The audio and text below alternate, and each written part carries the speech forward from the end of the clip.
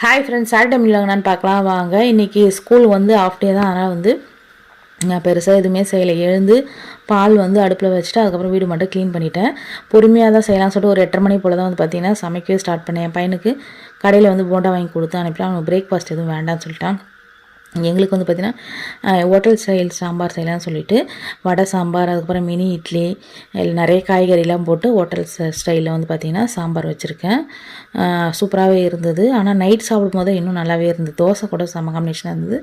எங்களுக்கு சேர்த்து போண்டா வாங்கிட்டு வந்துட்டார். வடை வந்து நான் நேற்று மாவு அரைக்கும் போது கொஞ்சம் மாவு எடுத்து வச்சுருந்தேன். நான் எதுவுமே சொல்லலை, அவராக வந்து வாங்கிட்டு வந்துட்டு இருந்தார். அப்புறம் எல்லாமே ரெடி ஆகிடுச்சு. இட்லி, வடை சாம்பார், மினி இட்லி வந்து சாம்பார் ஊற்றி ஊற வச்சுருக்கேன். அப்புறம் இட்லி வடையும் கொஞ்சம் தனியாக சுட்டு வச்சுருக்கேன். ஆஃப்டர்நூன் லஞ்சுக்கும் எடுத்துக்கலாம், அப்படி வேணும்னா இப்போ பிரேக்ஃபாஸ்ட் கூட எடுத்துக்கலாம்னு சொல்லிட்டு சாம்பார் வந்து ரெடியாக இருக்குது. அதுக்கப்புறம் குளிச்சு முடிச்சு சாமிக்கு விளக்கெல்லாம் ஏற்றிட்டு இன்றைக்கி ஆஞ்சநேயர் கோயிலுக்கு வந்து கிளம்பியாச்சு. இந்த வீடியோ பிடிச்சினா மறக்காமல் லைக் பண்ணுங்கள், ஷேர் பண்ணுங்கள்.